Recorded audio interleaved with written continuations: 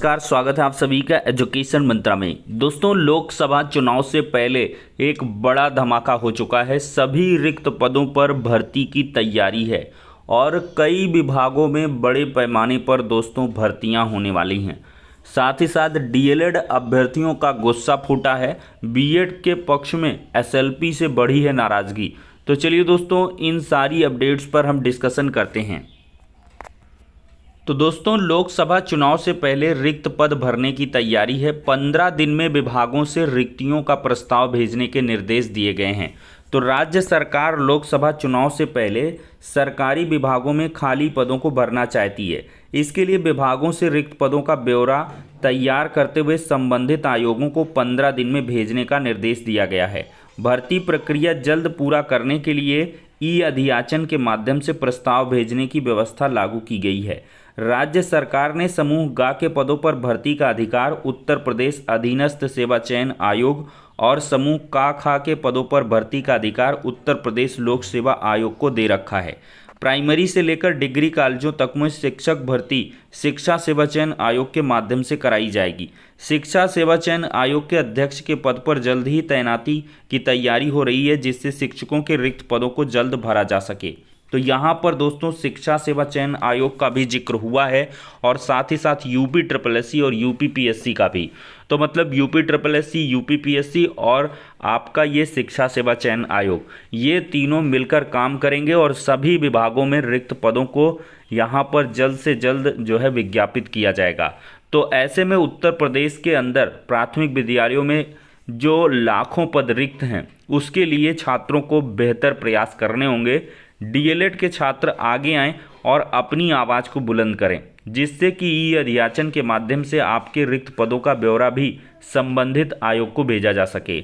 और दोस्तों, यहाँ पर शिक्षा सेवा चयन आयोग की अगर हम बात करें तो ये बहुत जल्द काम करने वाला है, ऐसी जानकारी प्राप्त हो रही है। इसके अध्यक्ष और सदस्यों के चयन की जो कार्रवाई है वो अक्टूबर के महीने में शुरू हो जाएगी और अक्टूबर महीने में ये पूरी भी हो जाएगी। फिर इसके बाद अक्टूबर लास्ट तक ही ये सुचारू रूप से कार्य करना भी शुरू कर सकता है और नवंबर में आपको इसका प्रभाव भी देखने के लिए मिल जाएगा। आपको विभिन्न विभागों में जो पेंडिंग भर्तियां हैं उनके रिक्रूटमेंट प्रोसेस आगे शिक्षा सेवा चयन आयोग के माध्यम से बढ़ाए जा सकते हैं। तो ये जानकारी है दोस्तों, और ऐसे में डीएलएड छात्रों को पढ़ाई पर भी फोकस्ड रहना होगा, क्योंकि लोकसभा चुनाव के पहले आपको एक बड़ी शिक्षक भर्ती देखने के लिए मिल सकती है। तो सुपर टेट और यूपी टेट की प्रिपरेशन लगातार करते रहें और साथ ही साथ बीएड के अभ्यर्थी भी लोकसभा चुनाव से पहले अपनी तैयारी को धार देते रहें, क्योंकि आपके लिए एलटी ग्रेड शिक्षक भर्ती, टीजीटी, पीजीटी जैसी वैकेंसी भी जो कुछ आ गई हैं या आपके लिए सबसे बड़ा है जो अभी तक आवेदन नहीं कर पाए, इनके सभी उनका बीएड कंप्लीट हुआ है, तो उनके लिए एलटी ग्रेड शिक्षक भर्ती जो प्रवक्ता, जीआईसी में सहायक अध्यापक, इन सबों की भर्तियां हैं वो आपको देखने के लिए मिलेंगी। तो इनके लिए आप लोग तैयार हो लें। दोस्तों, डीएलएड अभ्यर्थियों ने जताया आक्रोश। सूबे में तकरीबन 1,70,000 शिक्षकों की बहाली प्रक्रिया चल रही है। बिहार से बड़ी अपडेट है। बीते 11 अगस्त को सुप्रीम कोर्ट ने प्राथमिक में सिर्फ डीएलएड को योग्य मानते हुए फैसला सुनाया था। एनसीटी ने भी सभी राज्यों को सूचना भेजकर सुप्रीम कोर्ट के आदेश को मानने को कहा था। इसके बाद से बिहार में बीएड और डीएलएड के बीच असमंजस की स्थिति बनी हुई है। इस असमंजस को समाप्त करने के लिए बिहार सरकार ने सुप्रीम कोर्ट ने एसएलपी दायर किया है। इससे डीएलएड अभ्यर्थियों में आक्रोश है। शुक्रवार को इसके विरुद्ध अभ्यर्थियों ने मोर्चा खोल दिया। डीएलएड अभ्यर्थियों ने शुक्रवार को सोशल मीडिया पर कैंपेन चलाया। यह कैंपेन #न्यायालय विरोधी सरकार से चलाया गया। तो यहाँ पर दोस्तों ये खबर आप देख सकते हैं, कई समाचार पत्रों में है। 79,000 शिक्षकों की बहाली को शिक्षा विभाग उठा रहा फूंक फूंक कर कदम। एसएलपी से नाराज डीएलएड अभ्यर्थियों ने चलाया ट्विटर कैंपेन।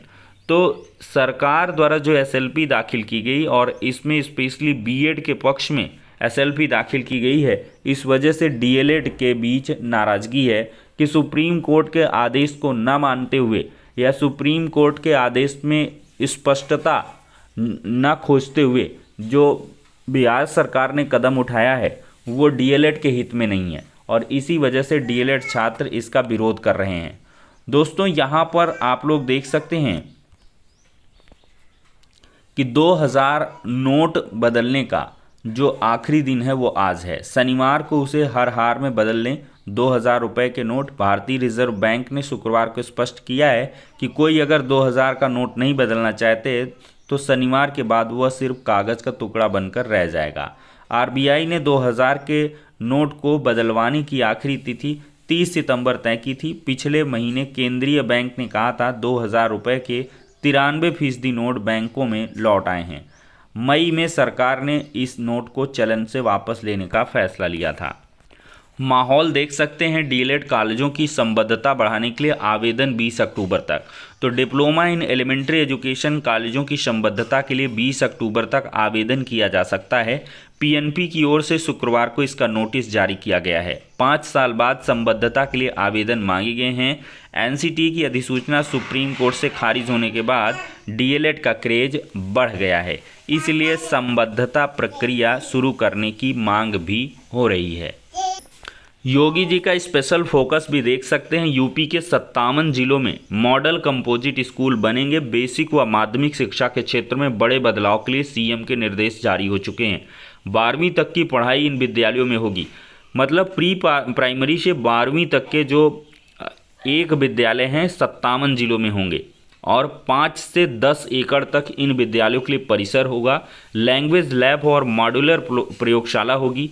हर कक्षा के लिए न्यूनतम 3 सेक्शन रखे जाएंगे और साथ ही साथ 75 जनपदों में एक एक कंपोजिट विद्यालय को मुख्यमंत्री अभ्युदय कंपोजिट विद्यालय के रूप में उच्चीकृत किया जाएगा। दोस्तों देखा जाए 57 जनपदों में एक एक मुख्यमंत्री मॉडल कंपोजिट विद्यालय की स्थापना की तैयारी शुरू कर दी गई है और धीरे धीरे इसका विस्तार करके 75 जिलों तक लाया जाएगा। दोस्तों देखा जाए तो इसमें बहुत ही जोरदार सुविधाएं रहने वाली हैं। मुख्यमंत्री ने निर्देश दिए हैं कि विद्यालय में विश्व स्तरीय अवस्थापना सुविधाएं मुहैया कराई जाएंगी। प्रत्येक कक्षा के लिए स्मार्ट क्लास होगी। रोबोटिक्स व मशीन लर्निंग सेंटर होंगे। कक्षा 1 से 8 के लिए कंपोजिट विज्ञान व गणित प्रयोगशाला, 9 से 12 के लिए रसायन भौतिकी विज्ञान के लिए मॉड्यूलर प्रयोगशाला, कंप्यूटर लैब, लैंग्वेज लैब। कक्षा 1 से 8 और 9 से 12 के लिए पृथक पृथक पुस्तकालय, विशाल खेल का मैदान, ओपन जिम के साथ मल्टीपल एक्टिविटी हॉल भी बनाए जाएंगे।